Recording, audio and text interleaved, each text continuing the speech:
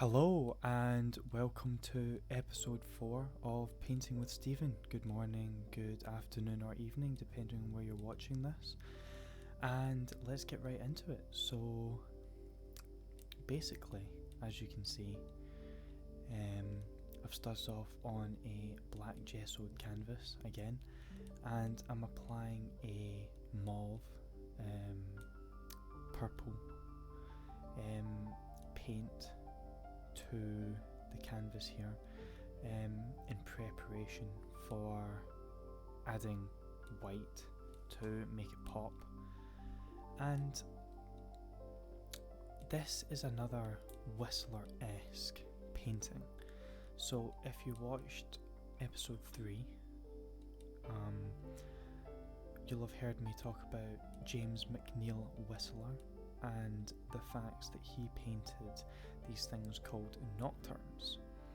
So this is sort of again vaguely in the style of Whistler, in the sense that I'm going to be silhouetting the land masses and keeping everything very dark and hazy and mysterious, while also making the illumination the central focal point of the work. Now, again, if you watched episode 3, you see that I achieved the silhouetting by actually directly painting in the shapes with ivory black paint. But here on episode 4, that I'm not going to do. Like I actually mentioned in episode 3, what I'm going to do here is I'm going to create the silhouettes by a thing that I like to call the wipeout technique. So right now I'm putting in some stars that are actually just watered down cadmium yellow.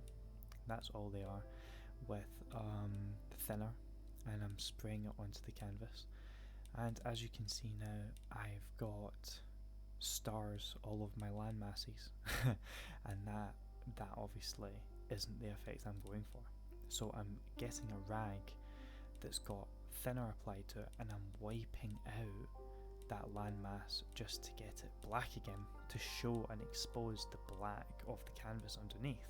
Now, this comes with its own set of challenges, because black gesso is matted, okay? And matted is not what we're going for. So as you can see, although I'm cleaning it out with thinner to get the shape of all of these sort of land masses and buildings,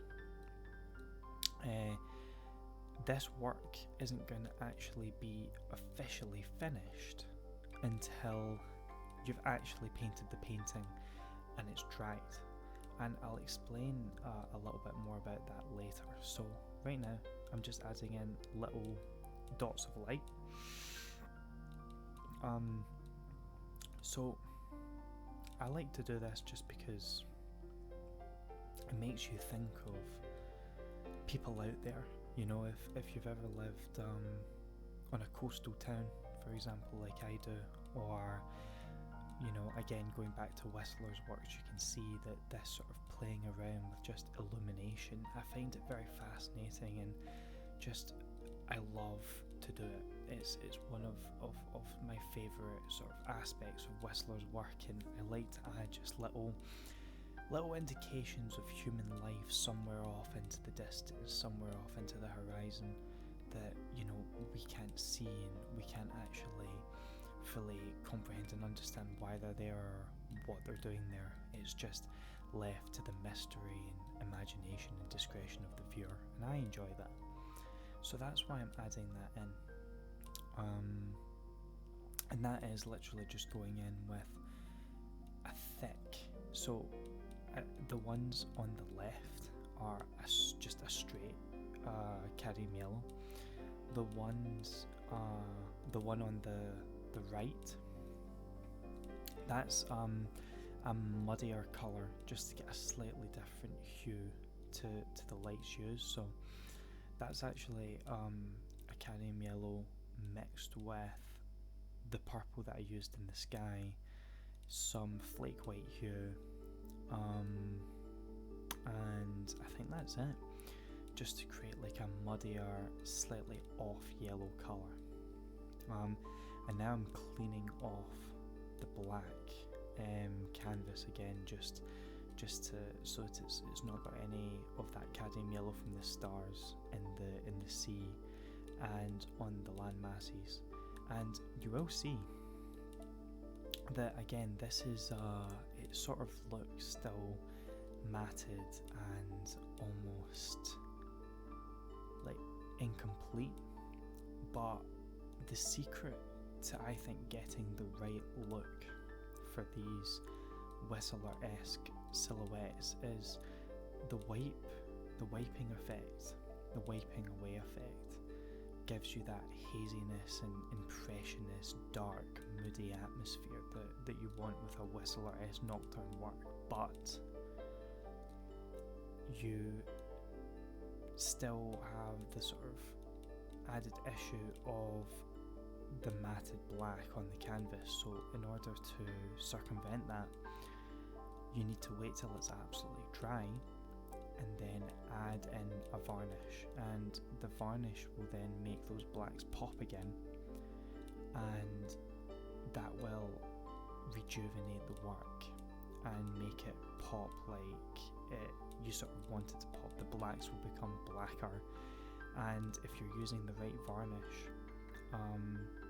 hopefully not a matte varnish, more like a sheeny varnish, with a created to actually give your painting a luster and a sort of shiny effect, the blacks will look super black, which is what we want here with these silhouettes. And right here, okay, I'm going to put the painting that I'm basing this off, where I'm illustrating this technique of using a varnish after the painting has been finished, okay? So that I can show you an example of what another work that I've done that has that in it. But going back to obviously this painting that I'm doing right now to illustrate this point and how to do this sort of type of style of painting, I'm just doing finishing touches on the lights and the water. That's something that I sort of think I could have done better with this painting.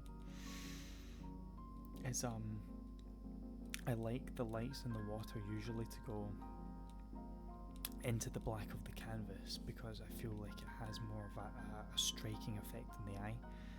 So that's something that, again, like looking back on, I should have done better. But then at the same time, this is one of the great things about putting videos on YouTube like this is it's a learning experience for me too, and I think that's a really great thing. So here's the finished painting, and I'm still happy with it, and I still think it turned out really nice. Again, like once this is varnished up, I think it's going to look really nice, and I might put it on YouTube when it's varnished up just to show you and illustrate exactly what I mean. But as I have said previously, obviously I'll include my old painting that I did previously with this technique just to show you exactly what I mean. But thank you for tuning in, and join me for episode 5. Goodbye, and thank you for watching.